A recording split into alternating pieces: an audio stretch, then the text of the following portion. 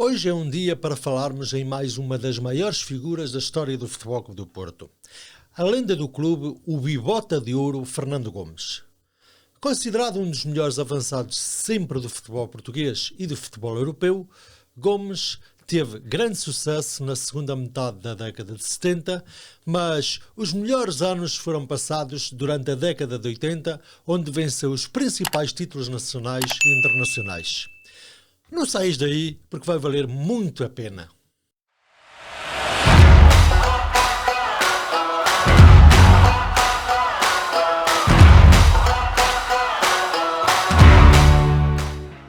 Desde Pinga, passando por António Santos, Araújo, Jaburu, Azumir e depois mais tarde por Domingos, Jardel, Falcão, entre muitos outros, o Futebol Clube do Porto teve sempre grandes avançados e pontas-lança que fizeram a diferença na equipa azul e branca. Gomes é somente e claramente considerado o maior ponta-de-lança de sempre do clube. Nasceu na cidade do Porto no dia 22 de novembro de 56, na freguesia de Campanhã. Filho de Joaquim Soares Gomes e Isaura Alves Mendes, Fernando era o filho e é o filho mais velho de 4 do casal Gomes. Era um miúdo bastante pacato, um pouco tímido, mas muito responsável na escola. O seu pai era um fervoroso portista. Aos 4 anos inscreveu Fernando Gomes como sócio do Futebol Clube do Porto, na altura com o número 12.505. Fernando cedo mostrou o gosto pelo futebol e a famosa bola de trapos fez parte da sua infância nas ruas da Campanhã, mas aos 6 anos já mostrava alguma habilidade para o futebol. Frequentou a escola primária de Noeda e a bola fazia sempre parte das horas do recreio. Era um miúdo que detestava perder e mostrava-se bastante zangado sempre que isso acontecia. Terminada a instrução primária, Fernando Gomes seguiu os seus estudos no Liceu Alexandre Herculano, que coincidiu com a mudança da família para Rio Tinto, onde mais tarde viria também a ser vizinho de António Oliveira, seu colega no Futebol Clube do Porto. O desporto manteve-se como parte integrante da sua vida, onde, para além do futebol, era praticante da modalidade de handball, arrecadando algumas medalhas com 13 anos de idade. Gomes combinava e geria muito bem os estudos e o desporto. O futebol de salão, denominado hoje de futsal, também fez parte da vida do futuro bibota. Aos 12 anos jogou pelos Salesianos de Pinto Bessa, quer futebol de salão, e entre os 13 e os 14 anos de idade representou o Monsanto da zona do Carvalhido. No Monsanto jogou com praticantes mais velhos, o que lhe foi bastante benéfico porque teve aprendizagens que lhe serviram para os escalões seguintes. Desde a primária que o golo esteve sempre presente. Gomes era um finalizador nato com faro para a baliza. Depois do Monsanto representou o Sport Clube da Lomba, da zona do Benfim, onde se sagrou campeão do torneio do Académico do Porto. Um certo dia, com 14 anos de idade, durante as férias do verão, foi com os amigos ao campo da Constituição assistir a um treino escolha de jovens jogadores que se denomina por treinos de captação. Estes treinos eram comandados pelo saudoso António Feliciano. Inicialmente, Acanhado não entrou em campo para mostrar as suas habilidades, mas depois, por insistência dos amigos e ao vê-los experimentar o treino, seguiu-lhes as pisadas. Gomes marcou alguns golos, deu nas vistas e foi dos primeiros a ser escolhido pela equipa técnica de António Feliciano. O histórico técnico abordou então Gomes no fim do treino e quis saber todas as informações sobre o Fernando. Só que, quando o avançado disse que tinha 14 anos, o interesse esmoreceu porque, na altura, só com 15 anos é que era permitido fazer parte dos juvenis, que era, na altura, o primeiro escalão da formação existente na altura. Cabisbaixo, Gomes regressou a casa, mas não desistiu. Todos os sábados de tarde dirigia-se à Constituição para fazer treinos na escola portista. Com tanto empenho e tanta demonstração de qualidade, Feliciano ficou encantado e convencido, acabando por convidar Gomes para fazer parte da equipa de juvenis, mesmo que com 14 anos. Apesar disso, o jogador era apenas um iniciado, escalão onde não havia qualquer competição oficial.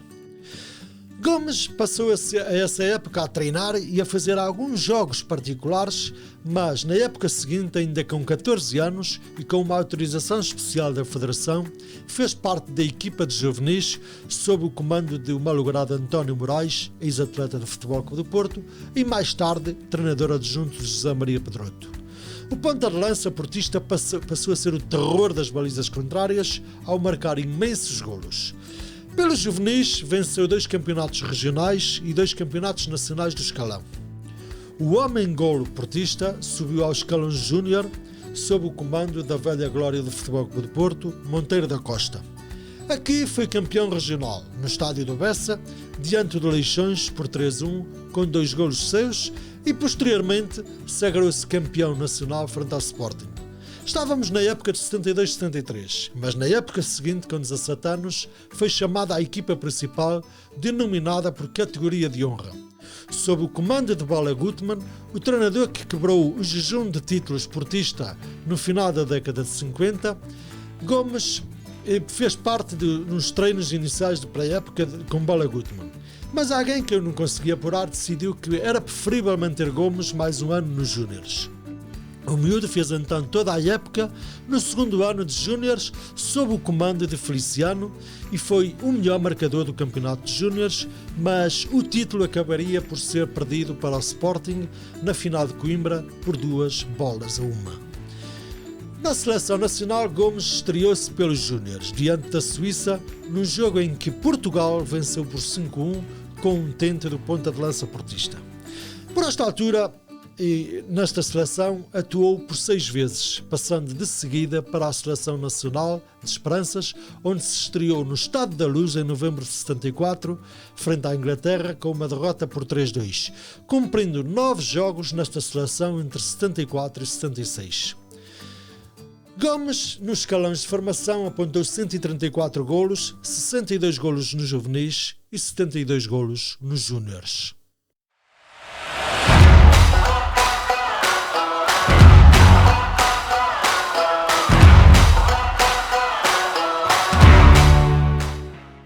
Em 1974-75, ainda com idade para jogar no escalão júnior, Gomes passou em definitivo para a equipa principal sob o comando de Moreira. O jogador era feito titular logo na primeira jornada diante da CUF do Barreiro, numa vitória por 2-1 com 2 golos do avançado portista. Melhor começo não se podia pedir, com apenas 17 anos e 9 meses de idade, mas a sua estreia como jogador sénior aconteceu umas semanas antes, na pré-época, num torneio chamado Torneio Início, frente ao Boa Vista por uma derrota por 2-1, com um golo portista. O golo portista será obtido por Gomes. Em março de 75 tornou-se internacional português num jogo particular no Brasil entre Portugal e a seleção de Goiás, com derrota por 2-1. Em relação a 75-76, quero recordar aqui um lance caricato, um episódio caricato que teve Gomes como protagonista. Num jogo com o Sporting nas Antas, na 7ª jornada do campeonato, numa tarde de nevoeiro, o Porto encontrava-se a perder com os leoninos por 2-1. A dada altura, Gomes aparece a rematar forte na área e deixa-se de ver a bola por momentos. Quando toda a gente se apercebe, a bola está dentro da baliza sportinguista. O golo foi validado pelo árbitro perante os protestos da equipa de Sporting, que argumentava que a bola tinha entrado pela malha lateral. Esse golo ficou conhecido como o golo fantasma. Terá sido golo? Não terá sido golo? Bem, a dúvida nunca foi desfeita e prevalece ao sabor das conveniências. Gomes conquistou a bola de prata por 3 vezes consecutivas entre as épocas de 76, 77 e 78 e 79, sagrando-se o melhor marcador do campeonato português, com 26, 25 e 27 golos respectivamente, o que ajudou consideravelmente nos títulos de campeão nacional das épocas de 77, 78 e 78, 79. Também obteve 9 golos na edição da Taça de Portugal 76-77, que o Futebol Clube do Porto viria a vencer na final do Estádio das Antas, frente ao Sporting Braga por 1-0 com um golo de Gomes. Estas 3 épocas foram bastante positivas e consideradas extremamente vitoriosas, porque o Futebol Clube do Porto não vencia uma Taça de Portugal há 9 anos e um campeonato há 19 longas épocas. Nesse período, ainda esteve presente em mais 2 finais no Jamora, mas em ambas perdeu contra os seus rivais de Lisboa.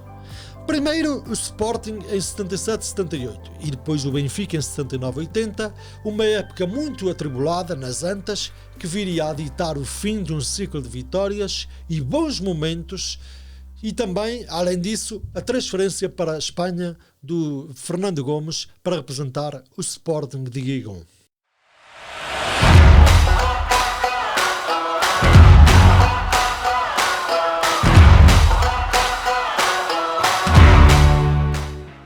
O verão quente no Futebol Clube do Porto fez moça em alguns jogadores. Enquanto a maioria do plantel treinava à parte em Santa Cruz do Bispo, outros rescindiam contrato com o clube.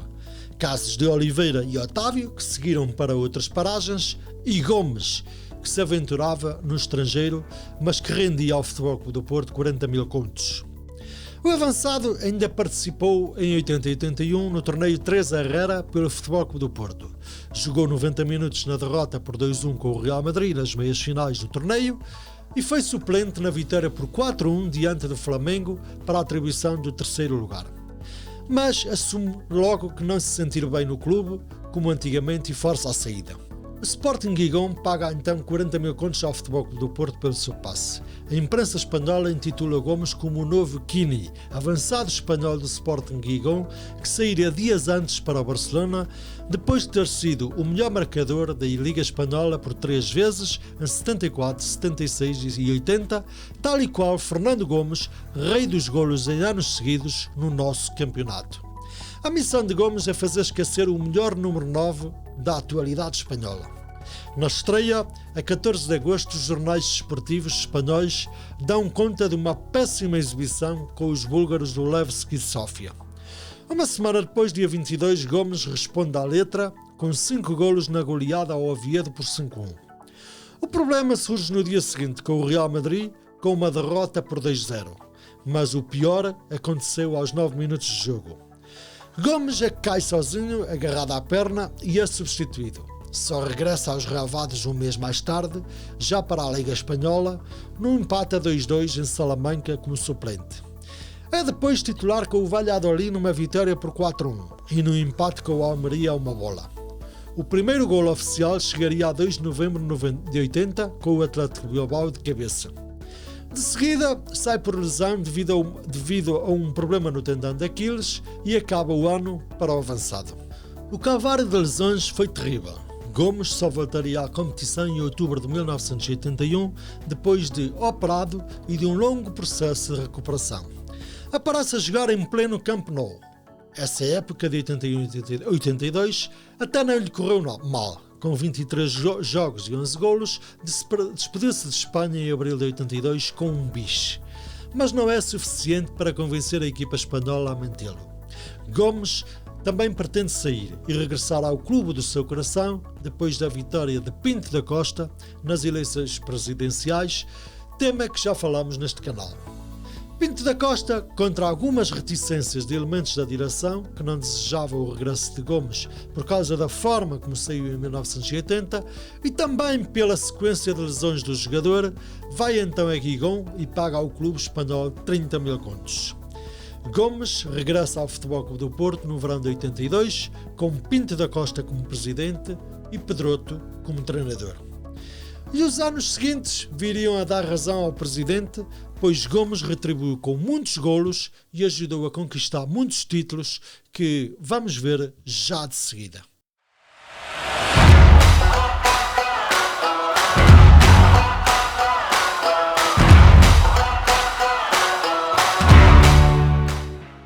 Apesar de muitos desconfiarem da situação clínica de Fernando Gomes na hora do seu regresso, o goleador portista depressa desfez dúvidas e começou a mostrar a qualidade que tinha, fazendo o que melhor sabia: golos. Em 1982 e 83, Pinto da Costa tratou de iniciar a construção de uma verdadeira equipa para atacar os títulos nacionais e projetar o clube na Europa. Para isso, fez regressar José Maria Pedroto e Fernando Gomes, para além de entrarem reforços com algum peso. Nessa época, o Futebol Clube do Porto não conseguiu vencer qualquer troféu, mas andou a morder os calcanhares ao Benfica até ao final. Fernando Gomes contribuiu muito para vitórias tanto no campeonato como na Taça de Portugal. O ponta de lança portista venceu, no ano do seu regresso, a bola de prata e a bota de ouro, traduzindo-se no melhor marcador nacional e europeu com 36 golos no campeonato. Na época seguinte, o Futebol Clube do Porto subiu uns degraus em termos de conquistas e atingiu um feito inédito na história do clube. Gomes venceu novamente a bola de prata com 21 golos, tornando-se pela quinta vez o melhor artilheiro nacional. Venceu a Supertaça contra o Benfica na Luz, apesar de não ter jogado esse jogo. E ajudou também o Futebol Clube do Porto a vencer a Taça de Portugal diante do Rio Ave por 4-1, onde marcou um golo e também contribuiu e muito para que o Futebol Clube do Porto chegasse à final da extinta Taça das Taças, frente à Juventus, com uma derrota por 2-1. O campeonato voltou a fugir por pormenores para o Benfica. Em 84 e 85, Fernando Gomes tem a sua melhor época da carreira em termos individuais. Para além de se sagrar campeão nacional, conquistar uma Supertaça contra o Benfica e chegar a mais uma final da Taça de Portugal com derrota por 3-1 também com o Benfica, o Bota de Ouro passa a ser o Bibota, com a conquista da 6ª bola de prata e o segundo título de melhor marcador da Europa, com um recorde de 39 golos no campeonato. A cerimónia de entrega do troféu pela France Football foi transmitida para toda a Europa, inclusive para Portugal. O Futebol Clube do Porto começava a impor-se no panorama nacional e a nível europeu lançava os alicerces para algo mais do que até então alcançado. Em 85-86, Gomes é bicampeão nacional pelo Futebol Clube do Porto e na Europa começa a tentar ombrear com os mais fortes. O clube é eliminado de uma forma escandalosa pelo Barcelona, mas Gomes e a equipa prometem mais. É então que chegam os momentos mais altos da sua carreira, mas também o momento mais doloroso e o declínio gradual. Em 86-87, o Porto volta à ribalta do futebol europeu com a vitória em Viena na final da Taça dos Campeões Europeus. Já abordei esse tema no canal, se quiseres ver ou rever, clica aqui nesta aba do teu lado direito. Gomes é um dos esteios da equipa e constitui com o Raba Madjer e o Paulo Futro um trio atacante de respeito. O Bibota foi preponderante para chegar a Viena tanto pelos golos como pelo seu futebol, revelando ser um verdadeiro capitão de equipa. Só que o pior momento estava para chegar. 10 dias antes da final de Viena, Gomes lesiona-se gravemente durante um treino nas Antas. Ao tentar rematar, o pé fica preso na relva e fratura a perna. Um momento terrivelmente difícil para o goleador, tanto a nível clínico como a nível desportivo. O jogo da sua carreira tem de ser passado longe da ribalta do futebol europeu e é passado em frente ao ecrã juntamente com o seu amigo e colega Lima Pereira, que também tinha partido a perna num jogo frente ao Sporting para a Taça de Portugal, de má memória para os portistas. Gomes foi campeão europeu pelos Dragões, mas perdeu o que seria o melhor momento da sua carreira. Antes de começar a época seguinte, corriam boatos e faziam-se comentários de que Gomes jamais seria o mesmo jogador depois da lesão. Não sei se estes comentários terão contribuído para a menor utilização do avançado com a chegada de Tomislav Ivic. O treinador croata veio para revolucionar o futebol portista com as que hoje se chamam transições rápidas, futebol direto e cria jogadores rápidos. A certa altura disse: Gomes é finito. Isto caiu como uma bomba na massa associativa portista. Fernando Gomes recuperou da lesão até ao início da temporada de 87-88, mas ao longo da época foram várias as vezes em que ficou no banco ou então como não convocado. Sempre que era substituído ou não jogava, Tomislav Ivic era enxovalhado e assobiado nas Antas. Depois, o futebol praticado não era do agrado dos adeptos, que aumentavam as vaias contra o seu treinador. Nessa época, apesar de tudo, o Bibota venceu 4 provas. O Campeonato Nacional com 15 pontos de avanço, a Taça de Portugal frente à Vitória de Guimarães, onde não foi sequer convocado, a Taça Intercontinental em Tóquio, diante do Penarol, com um golo, e a Supertaça Europeia contra o Ajax de Amsterdão, sendo substituído durante a segunda mão. Gomes e o Futebol Clube do Porto, nessa época, perderam a Taça dos Campeões Europeus com a eliminação nos oitavos de final perante o Real Madrid. Nessa eliminatória, Gomes não foi utilizado por Ivic. Com tanta contestação, Ivic, um treinador vitorioso, apesar de tudo, saiu no final da época. Para o seu lugar, em 88 e 89, chegava Quinito, um jovem técnico que na altura tinha feito uma fantástica época pelo Sporting de Espinho, classificando-o no 6º lugar e com futebol atrativo. À chegada, Quinito afirmava à comunicação social que era Gomes e mais 10, mas... É o Gomes e mais 10 quando o Gomes está bem. Pois não estava bem, mas os resultados também não surgiam. Uma série de empates no campeonato, uma derrota comprometedora na Finlândia com o modesto HJK de Helsínquia e uma goleada em Eindhoven alteraram os planos de Quinito. Gomes perdia a titularidade com alguma facilidade e a instabilidade vivia-se no clube. Quinito sai e Pinto da Costa faz regressar Artur Jorge. A utilização de Gomes continuava intermitente, mas os golos do avançado também pouco se viam. Estávamos em novembro de 88 e até fevereiro de 89 o Bibota pouco jogou e o seu espaço na equipa estava a diminuir drasticamente. Até que o ciclo de Gomes no Futebol Clube do Porto termina abruptamente em fevereiro de 89 numa deslocação à Madeira. Diga-se que o atleta tinha feito o último jogo oficial pelo Futebol Clube do Porto em janeiro de 89 em Espinho e o último jogo efetivo pelo Futebol Clube do Porto foi com o Dinamo de Bucareste com 2 golos num torneio em Coimbra, também jogado frente à Académica. Este torneio foi jogado uns dias antes desta deslocação à Madeira. Havia um ambiente tenso no clube e Artur Jorge fora contratado para fazer uma limpeza de balneário perante uma equipa com uma média de idade já bastante apreciável. Lima Pereira, Gomes, Inácio, Sousa, Jaime Pacheco, Frasco, Kim, André, Melina Arzique, entre outros, já não eram propriamente jovens. Pressentiam-se mudanças profundas na equipa. À chegada ao hotel na Madeira, a equipa entrava em estágio para o jogo no dia seguinte com o Marítimo. A chegada já foi tardia, por causa do atraso no voo. O ambiente não era bom. Gomes tem então uma altercação com os dirigentes e sobretudo com o então treinador adjunto Otávio Machado e o caldo entorna. Tudo supostamente porque o jantar deveria ter sido servido primeiro aos atletas e depois aos dirigentes e equipa técnica, em virtude da hora tardia e dos jogadores necessitarem de recolher aos quartos para descansar com vista ao jogo do dia seguinte. Gomes levanta a voz como capitão de equipa, insulta Otávio Machado no meio da discussão e é-lhe então levantado um processo disciplinar no regresso da Madeira. Fica suspensa de toda a atividade.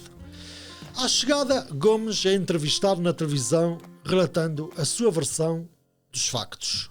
O Dr. Domingos Gomes, sendo responsável e proibindo muitas vezes os alimentos e as bebidas aos jogadores, também, naquela altura, devia ter uma palavra a dizer.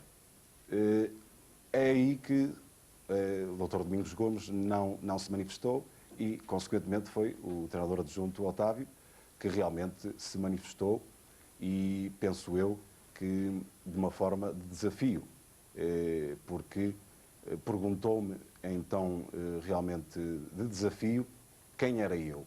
E eu aí sim levantei a voz e disse que era o capitão da equipa do Futebol Clube do Porto e que perante o acontecido com uma mesa de 4 jogadores, eu estava a fazer sentir como capitão o desagrado de toda a equipa. Imediatamente o treinador adjunto voltou-me a fazer uma pergunta de desafio, que foi: mas o que é que eu queria? O que é que tu queres? Num tom alto. E eu continuei também num tom alto e exaltado e disse que o que eu queria era ganhar o jogo com o Marítimo e estava a ver que desta forma o ambiente não era nada propício para isso acontecer. Após estas minhas declarações para o adjunto Otávio, o diálogo manteve-se e eu terminei desta forma, que assumo a responsabilidade, chamando ao treinador palhaço e dizendo-lhe que o conhecia há muito tempo e que ele era um bufo já do tempo do Cepteroto. O atleta acabou por sair do Futebol Clube do Porto da pior maneira possível, mas não terminou a carreira. Ainda jogou 2 épocas pelo Sporting Clube de Portugal.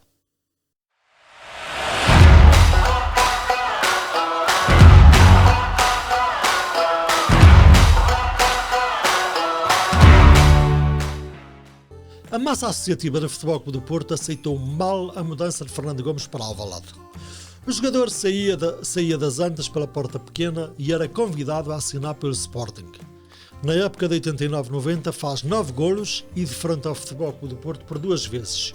Uma em Alvalade, onde vence por 1-0, e outra nas Antas, onde perde por 3-2. Na época seguinte, joga novamente contra o Futebol Clube do Porto, com 2 vitórias para os Dragões, 2-0 nas Antas e 2-0 em Alvalade. Nesta sua última época como jogador, Gomes apontou 29 golos e foi fundamental na carreira europeia do Sporting até às meias finais da Taça UEFA, onde foi eliminado pelo Inter de Milão. Não venceu qualquer título em Alvalade e terminou a sua carreira em 91 com uma entrevista na televisão. Uma palavra para a massa associativa do Sporting, um reconhecimento e um agradecimento pela forma como fui tratado, também para os seus jogadores e toda a equipa, para a massa associativa do Futebol Clube do Porto, pelo carinho e incentivo tão importante na minha carreira, e para, naturalmente, todos os jogadores que eu tive o privilégio de jogar, dada a importância que tiveram na minha formação. 2 nomes eu gostaria de destacar: o Sr. António Feliciano, pela forma como me descobriu e me lançou no futebol; o Sr. José Maria Pedroto, porque me deu estrutura e alma. A eles estou bastante grato. Gomes foi internacional português, jogou 48 vezes pela Seleção das Quinas e marcou 13 golos. Disputou a fase final do Euro 84 em França, onde atingiu as meias finais, e o Mundial do México em 86, onde foi um dos muitos protagonistas do caso Saltillo.